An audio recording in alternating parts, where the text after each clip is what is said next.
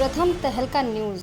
अमेरिकी चुनाव में बिडेन की जीत और ट्रंप की हार को अब मुद्दा बनाकर कांग्रेस भारत में भाजपा पर निशाना साधने में जुट गई है।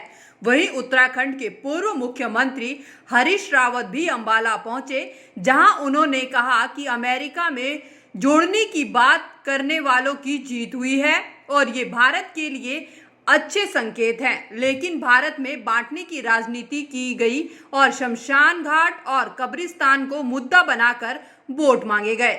हरीश रावत ने कहा कि ट्रंप की हार से तोड़ने वालों की हार की शुरुआत हो गई है और भारत को इससे सबक लेने की जरूरत है। और भारत भी उनमें से एक है जहां लोगों ने बांटने की बात कही, बांटने के आधार पर राजनीति की।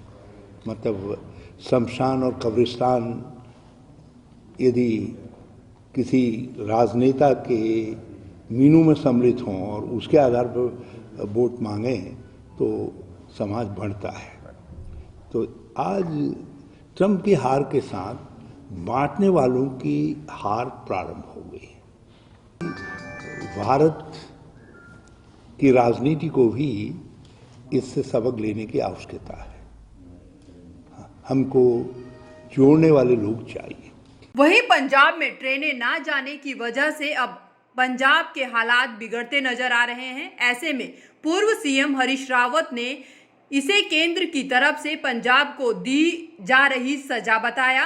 हरीश रावत ने कहा कि किसान से सरकार को बात करनी चाहिए क्योंकि ये किसान भारत के ही हैं, पाकिस्तान के नहीं है। अमरिंदर सिंह जी श्री मनोहर लाल खट्टर जी नहीं है।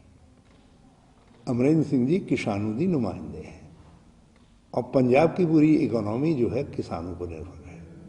70% जो है इकोनॉमी जो है किसानों से आती है। तो ये बिल किसानों को चौपट कर देंगे। तो हाउ आप आरोप लगाइए, मगर हम किसानों के साथ हैं।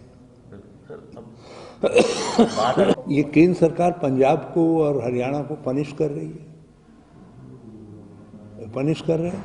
और सारे तय ऐसे नहीं है बंदी कर रखे, वो सिंबॉलिक विरोध है किसानों का, उसका हम सम्मान करते हैं, उनके अधिकार का। तो आप जो है जहाँ चला सकते हैं वहाँ तो चलाइए। और फिर बात क्यों नहीं कर रहे हैं? किसान कोई पाकिस्तान के हैं, हिंदुस्तान के किसान हैं, आप उनसे बात करिए। हरियाणा की प्राइवेट नौकरियों में हरियाणा के युवाओं को 75% के आरक्षण दिए जाने को रावत ने सरकार का अपनी विफलताओं से ध्यान हटाने का तरीका करार दिया। रावत ने कहा कि हरियाणा की इकोनॉमी बाहरी लोगों पर भी निर्भर करती है। देखिए, ये अपनी विफलता से ध्यान हटाने के लिए मनोहर लाल सरकार का एक सूप हुआ है और हमने अपने राज्य के अंदर इस तरीके का कानून जो है 2002 में ही बनाया, 2004 में बनाया था उत्तराखंड में। हाँ, प्रैक्टिस लागू थी। लेकिन ये इससे कितनी, after all there is a constitution, there is a law.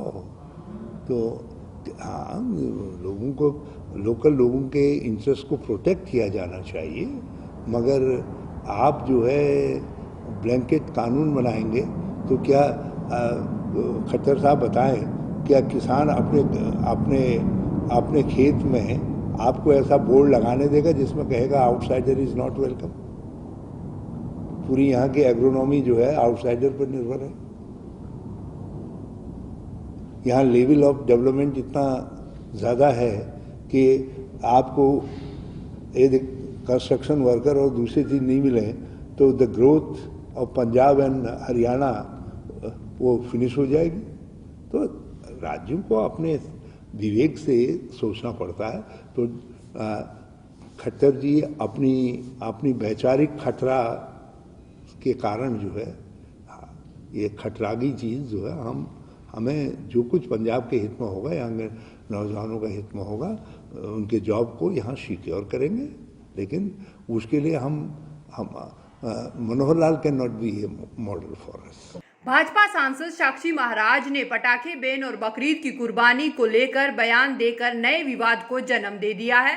Sakshi Maharaj के इस बयान पर हरीश रावत ने उन पर तीखा हमला बोला और कहा कि साक्षी महाराज समाज पर भार है उन्होंने कहा कि ये लोग कैसे जीत जाते हैं ये भी समझ नहीं आता। देखिए, ये साक्षी महाराज इत्यादि ऐसे लोग हैं जो समाज के लिए एक भार है। अब किस तरीके से वो जीत जा रहे हैं मैं नहीं समझता, लेकिन मैं उनके बयानों पर कमेंट करके ऐसे लोगों के किसान नहीं बढ़ाना चाहता।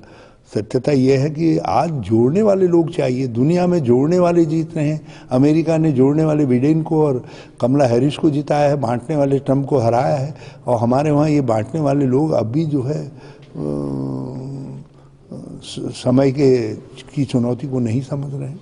वहीं किसानों के मुद्दे पर पूरी पंजाब कैबिनेट को दिल्ली धरने पर बैठाना पड़ गया, लेकिन कृषि कानूनों पर फिर भी इसका कोई असर नहीं आया।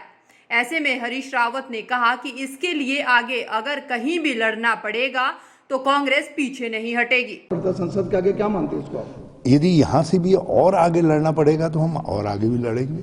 और हमारे मुख्यमंत्री ने तो कहा कि आप बर्खास्त करो या जो है कुछ करो, मैं तो इस्तीफा अपना जेब में लिए फिर रहा हूँ। किसानों के हित में हम कोई भी सैक्रिफाइस करने के लिए पंजाब कांग्रेस तैयार है। उसके बावजूद भी बात नहीं मानी तो क्या दोबारा ऐसा हो सकता है धरना?